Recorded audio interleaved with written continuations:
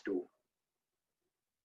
This is Edmundo Luna, and I am currently a visiting professor over at Kyushu University in Fukuoka, Japan, where I've been teaching courses on English linguistics in the Department of English Language and Literature for about 2 years now.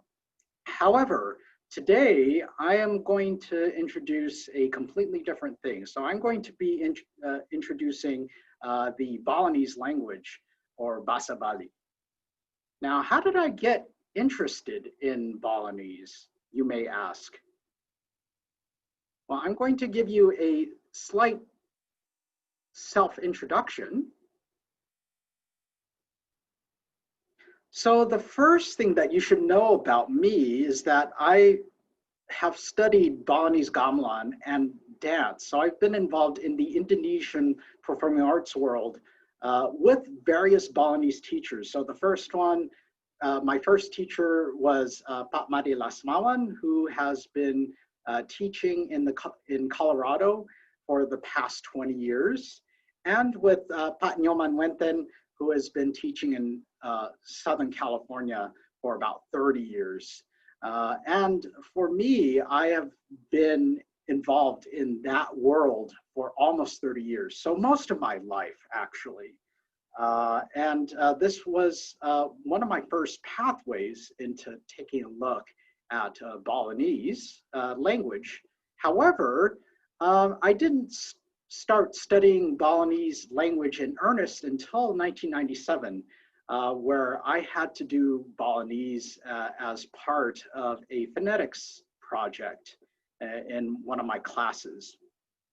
And because I liked that experience so much, I then took that and went on to graduate school at UC Santa Barbara, where I took a look at linguistic formulae in Balinese sociopolitical discourse. So we're talking things, we're speaking of things like village council meetings.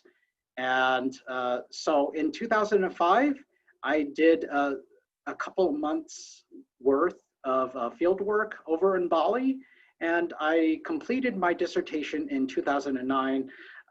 Unfortunately, I haven't done too much with the data since. However, I am still taking a look at Balinese language, although more remotely now, through, let's say, taking a look at online discourse and how Balinese users construct things such as identity, and also what sorts of address terms do they use online. Now, let me talk a little bit about some background information that you might need to know about Balinese before we get into the nitty-gritty of the language itself. So first of all, Balinese is an Austronesian language. So it's one out of many Austronesian languages in Indonesia, present-day Indonesia. And it comes from the Malayo-Sumbawan subbranch based on Adelaar 2005. So the Malayo-Sumbawan subbranch has as its closest relatives, so the language spoken on Lombok called Sasak, and Sumbawan, and Balinese. So they form sort of like its own grouping. But along with that, you have other distantly related languages like Malay. So the Malayic, all the Malayic varieties are closely related to Balinese, Chamic, and Madurese, and Sundanese, to the exclusion, interestingly enough, to the exclusion of Javanese. So Javanese exists on its own subbranch.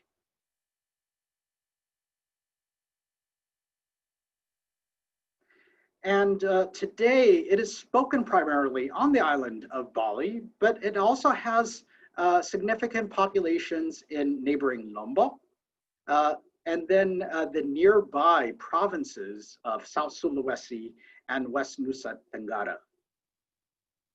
Okay, so let me put up a map just to show you where all of those locations are. So Bali's right there, pretty much in the center of the map there. And then to the east, immediately to the east, you have Lombok.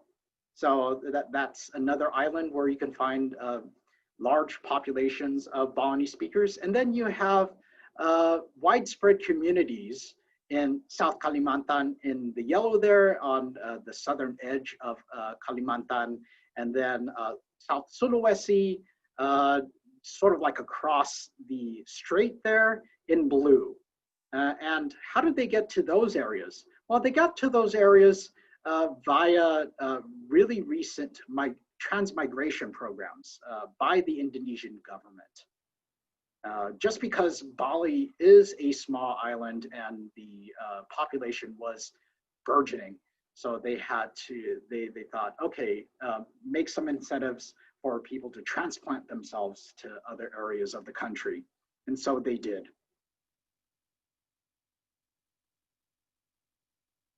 Okay. So according to the 2011 census, and I guess this census also took into account numbers of speakers of particular languages. So there are approximately 2 million speakers of Balinese in Bali out of a total population, island population of 4 million.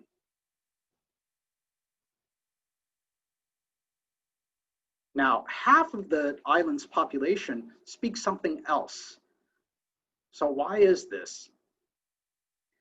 Well, there is this overall threat of widespread language shift, complete language shift into Indonesian in domestic spheres as well, which for advocates like me sounds a bit troubling.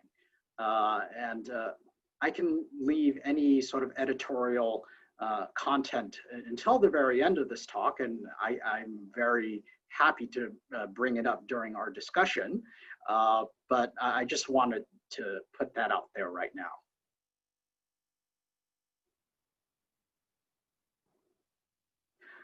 Now, let me talk about the traditional script of Bali, so Aksara Bali, okay? And this is what it looks like. So this is a Brahmi derived script via the Old Pallavan and Old Kawi scripts.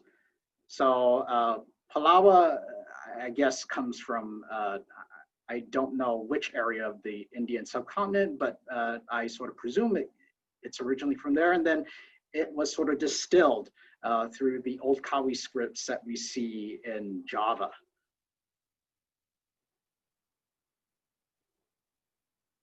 And like most other Brahmi-derived scripts, Aksara Bali is an abugida, which means that all the consonants there have a default vowel, which is underlying ah, or in present pronunciation, okay?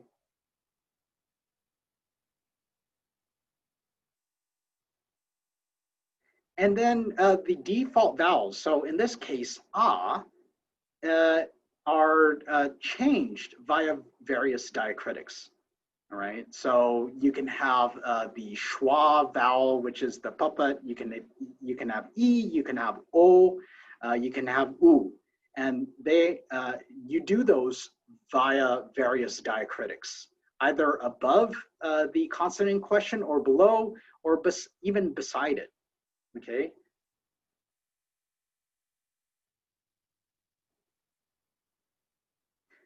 Not only do you have vowel manipulation via these diacritics, you can also delete vowels via appended consonant forms, which are called angange aksara.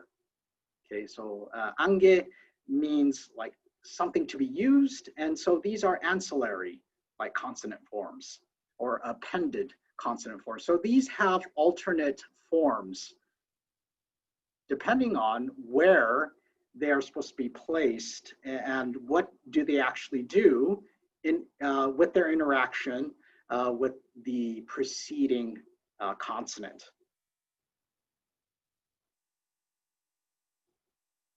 So let's take a look at number 1, where we have the simple sentence, Tiang jumah jani. So I am at home now, which is low language. I'll talk about low versus high versus refined and all of that a little bit later on.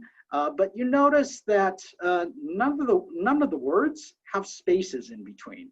So this is why this pangangge aksara is very important for learners of Aksara Bali to remember. The one thing that Balinese is very famous for is its multi-stratified Balinese lexicon. So if we're talking about, let's say, honorifics and things like that, most people might want to bring up languages like Korean or Japanese. Well, yes, and there has been much to be said about both languages, like Korean and Japanese. Although I do have a joke. I usually say that languages like Balinese and Javanese, the stratification is much more complex in its use. I like to say that both Japanese and Korean want to either be Balinese or Javanese when they grow up. And this is because, yes, the stratification of the lexicon is very mind-boggling to a certain degree. So, yes, so Balinese is famous for its multi-layered lexicon, or as Eisman would call this, speech styles. Okay, so Eisman and Arrington, 1988, this is where we get the terminology speech styles. And it's very helpful to think of the multi-layered Balinese lexicon in a similar manner. So the main division that we are concerned with here is the division between Bahasa Halus, so refined language, versus Bahasa Biasa, so meaning normal or typical language. So here are some rules of thumb. Speakers use the refined speech styles, the Bahasa Halus, with strangers or those definitely of higher caste. Okay, because this is a Hindu society, we still have caste at play.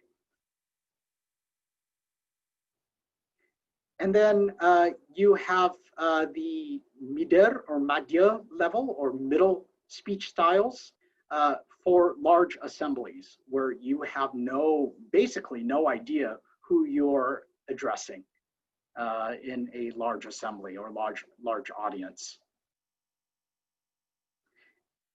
And then finally, you have Biasa. Speakers speak with Biasa with either equals or lower caste individuals.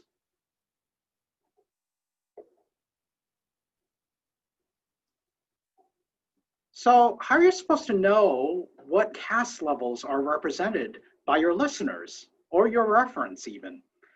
Well, this is indicated with the combination of personal names and caste titles.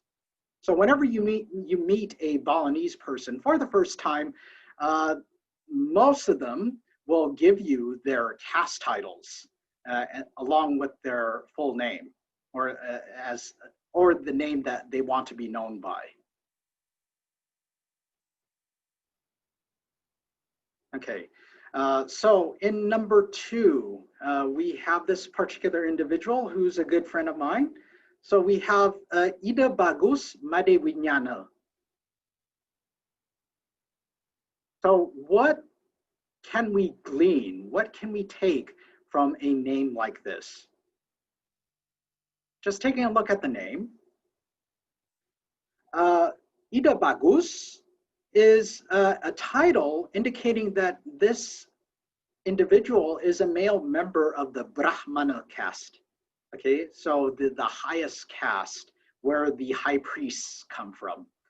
And yeah, we know that this person is a man because he has the title Ida Bagus. And Bagus comes from the Balinese word Bagus, meaning handsome. Okay. And then for women, women are known as Ida Ayu. Okay. So Brahmana women. So they have this particular title, Ida Ayu. So Ayu meaning beautiful woman, and that could be further shortened to Dayu. Okay, you might hear this particular name or caste title quite a bit, Dayu, while you're in Bali. Okay, and Made just means that the person is second born. So there are 4 cyclical birth order names in Bali, or at least it's a cycle of 4, and there are variations of those 4 as well. But we all know in Bali that Made refers to anyone who was either second born or sixth born. So after you have 4 children, and then the cycle sort of starts again. In fact, talking about Balinese, the only name that is the given name is the last name. Okay, so the last name here is not a clan name, it's not a family name, it's the given name. Winyana in this case.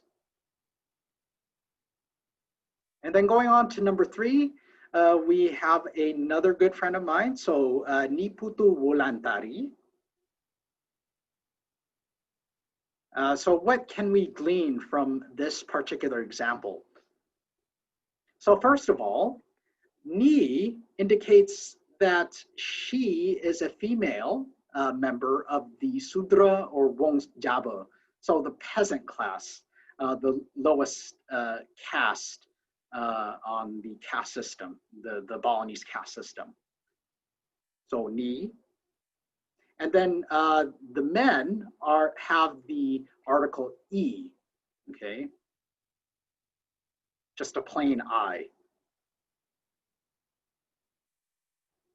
Putu means firstborn. So out of the cyclical names, we have Putu, Wayan, and Gede, all meaning like big or firstborn or something like that. So we have Putu, so Ni Putu, firstborn, and her given name is Wulantari.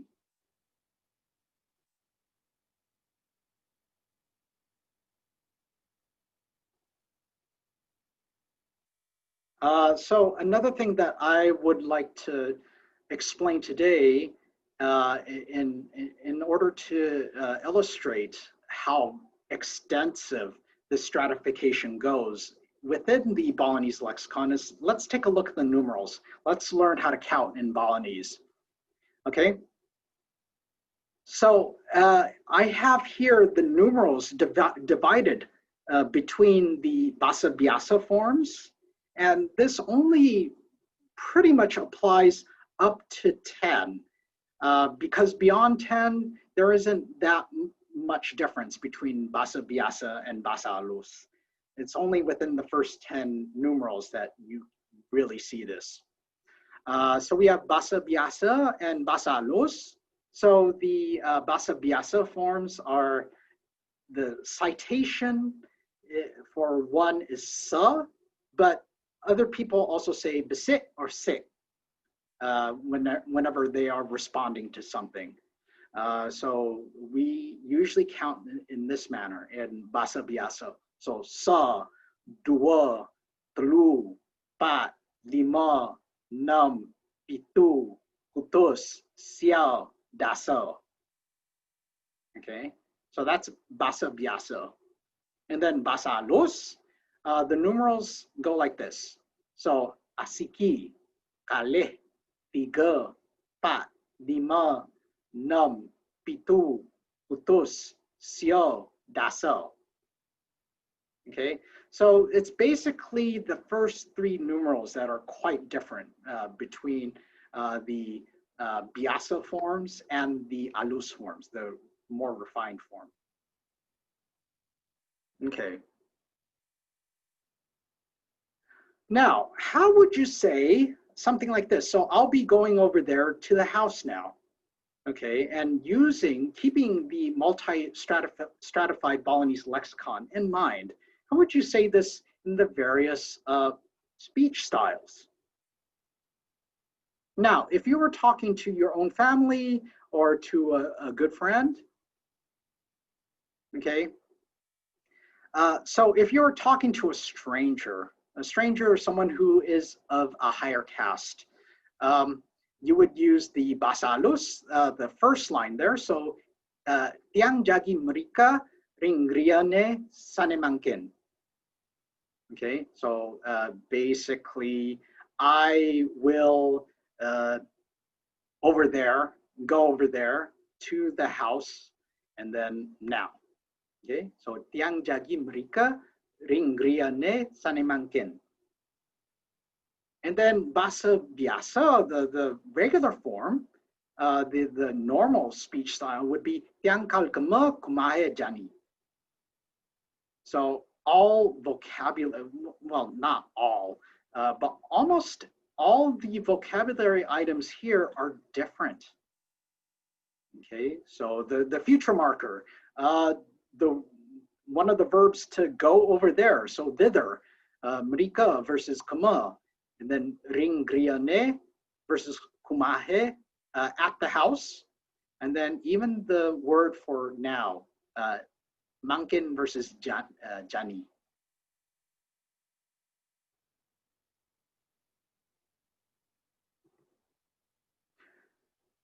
So let me get into some grammar basics. Okay, so Balinese has agglutinative morphology. Even though it didn't really look like it, it has a lot of, let's say, nominal derivational morphology, and a lot of it has to also do with how you form your verbs as well. Okay, so that's where the morphology is placed mostly. And according to Pak Artawa, so Kata Artawa says that Balinese, unlike Indonesian and possibly unlike Javanese, is a patient primary language in terms of its basic, quote unquote, basic verb order. I mean word order.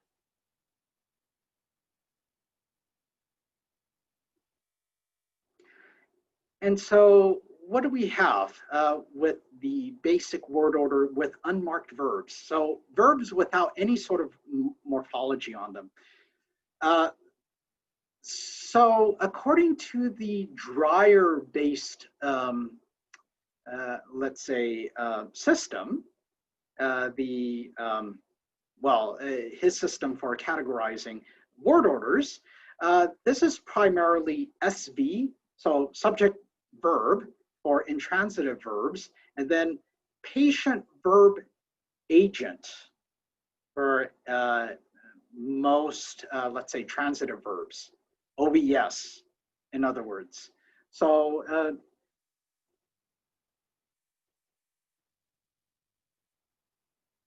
so we have in 5, we have chang ulung.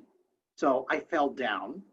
Okay, this is a intransitive verb with ulong.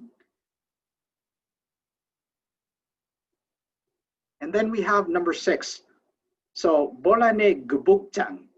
So I hit the ball. So we have bolane, the ball, gubug, meaning to hit, and then chang, first person. So bolane gubukjang.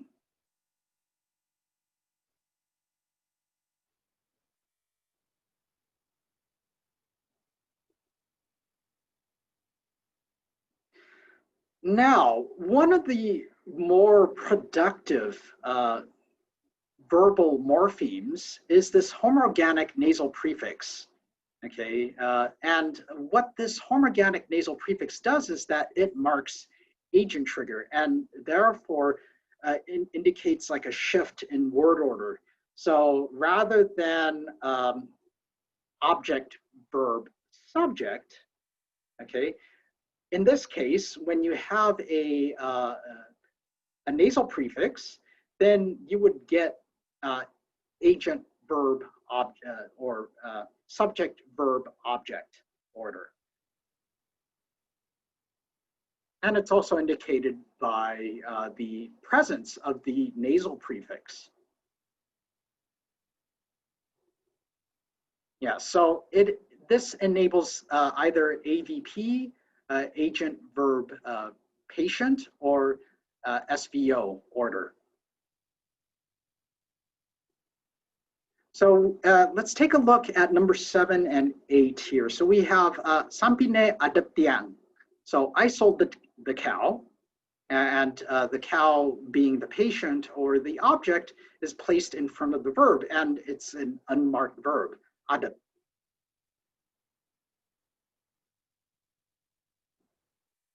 And then number 8, we have tiang ngadep sampine.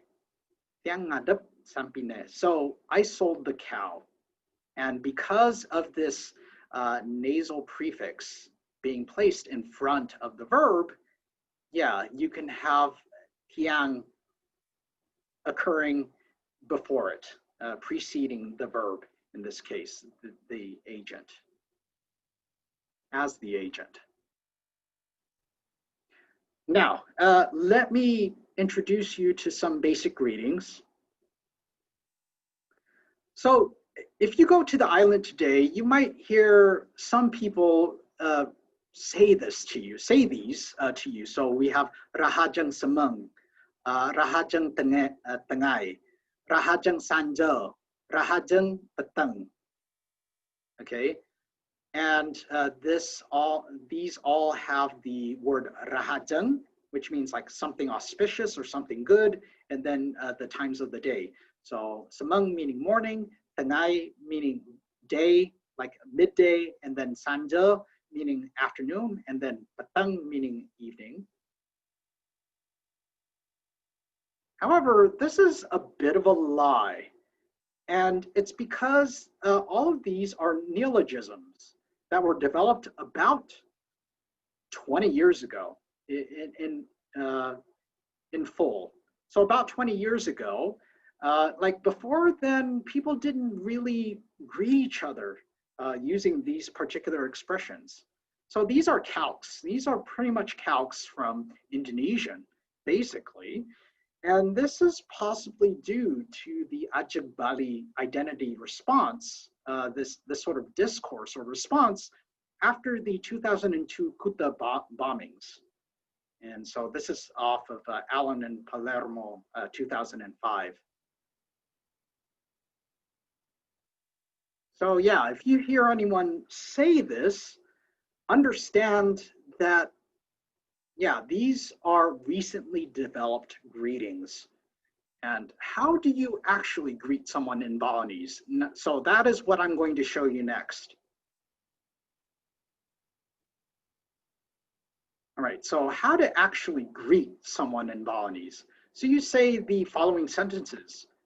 So the first thing that you would say is kalkija, kalkija. So kalkija, if you're talking to, let's say, a friend or someone you can comfortably speak bahasa biasa to. So kalkija or lunga kija. Lunga kija, this is for like strangers or people you've just met, but you know are of higher caste, okay? So both of these basically mean, where are you going? Yeah, this is a standard greeting in Balinese. Kal kija, lunga kija, okay?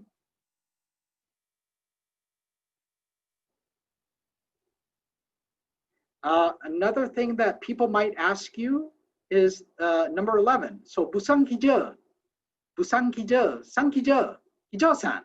Okay, where were you earlier? And you just replace the kal or lunga with busan or san, which just means earlier. Where were you earlier?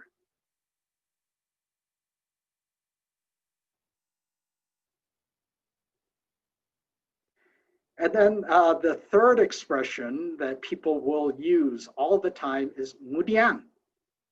Mudiang. So what are you doing? For what? For what reason? Yeah, it's a simple question word. Mudiang. What are you doing?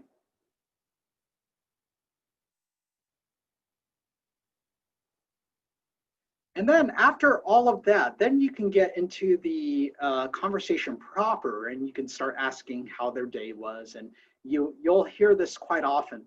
So in number 13, we have sort of like the standard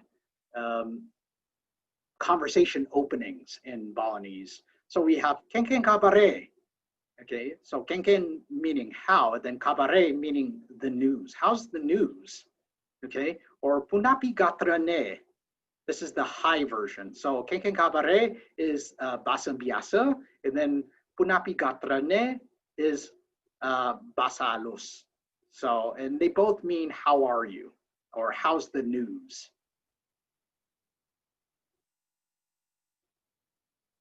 How do you respond? So you respond back, if you're doing this in basa biasa, then you would say biasa again, or biasa dogen.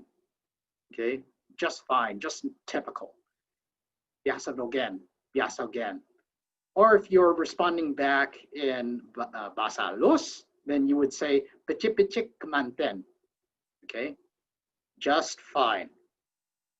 Okay, or you can simply get away with picik picik. Okay, so fine. And that is the high or the refined way to say I'm just fine.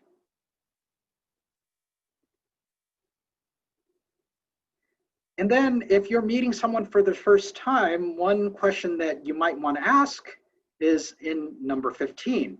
So if you're asking, let's say, a child, or let's say someone who is sort of like in the same kin group as your friends, so you can easily ask, "Nyen." So what's your name, or who's your name? Nyen meaning who, and then adane meaning name. And then the Basa Halus version of this would be Sira Wastane. Sira Wastane. So Sira meaning who in high terms, okay, refined terms, and then Wastane is the refined term for name, the name. Okay, who's the name, basically.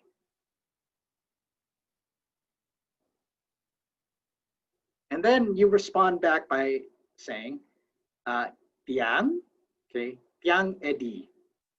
Yeah, and Tiang, of course, is a refined response, but it's more madhya. Okay, it's sort of like in the middle. Okay, so it's refined, but it's not like cumulative, like Titiang. So you would use the high form Titiang if you were clearly speaking to, let's say, a high priest or someone like that. Then you would use Titiang. But Tiang is fine for basically everybody else.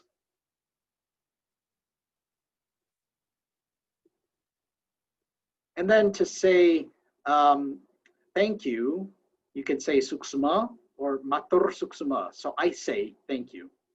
Matur suksuma, suksuma. And what do you say to respond to this? If someone says this to you, it's very simple. You would just say nge or nge. And it just means like, all right, no problem, nge. I acknowledge your gratitude.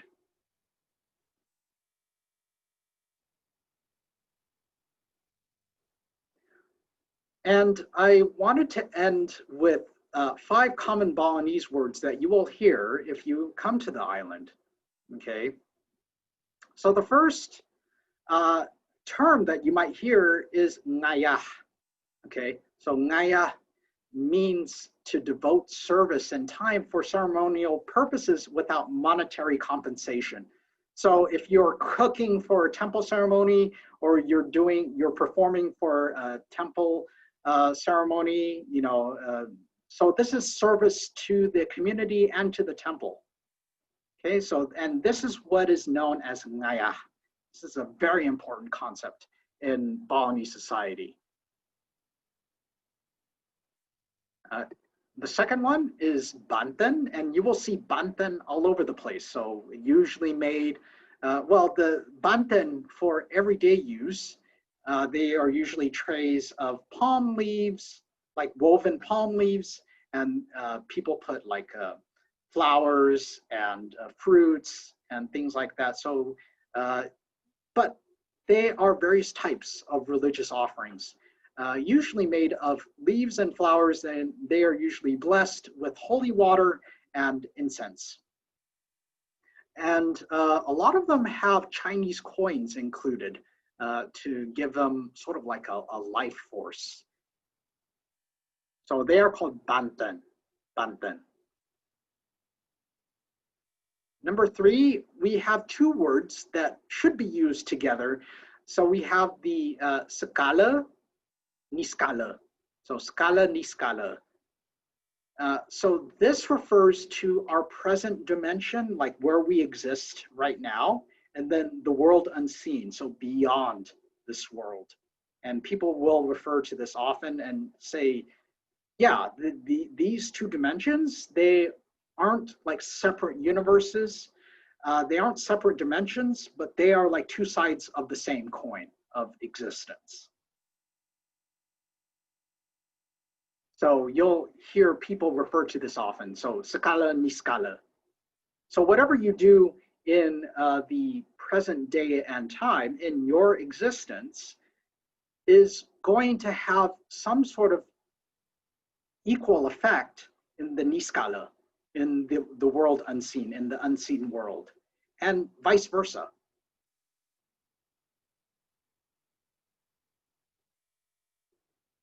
Number 4 is the pura. Pura, so this is a temple of which each village has at least 3 foundational temples called the Tri Kahyangan. So the Tri Kahyangan, which are the Pura Desa, Pura Pusa. So Pura Desa is the village, the temple dedicated to the spirits of the village. Pura Pusa, which is the village, the temple of origins, so acknowledging the ancestors of that particular village. And then finally, you have the Pura Dalam. So the Pura Dalam is the temple dedicated to the spirits of the dead. And you could sort of think of this as basically the microcosm of one's life through the images of temples, of these 3 foundational temples. So pura, pura. And then finally, we have banjar. So this is the village ward. And this is the smallest socio-political unit in Bali. And this is where most of the decisions that will govern a village's rules are made. Okay, so in the banjar. And you'll see this as abbreviated as BR in front of banjar names.